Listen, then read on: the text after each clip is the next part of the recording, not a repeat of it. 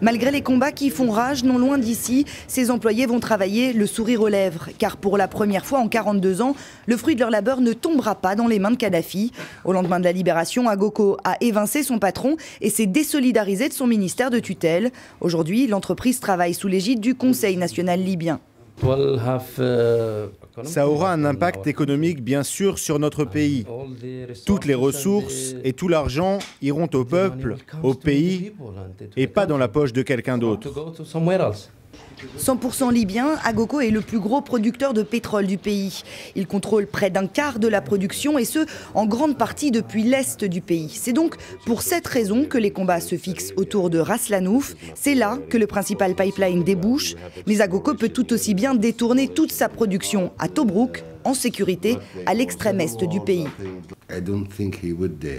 Je ne pense pas qu'il oserait bombarder les puits. D'abord, nous avons sécurisé nos champs pétroliers, et puis surtout, ce n'est pas dans l'intérêt de l'économie mondiale.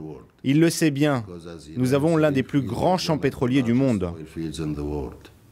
Ici, on travaille à renégocier les contrats avec les grandes firmes étrangères, des contrats très importants pour les révolutionnaires. Ils seront la preuve que la communauté internationale reconnaît la Libye libre.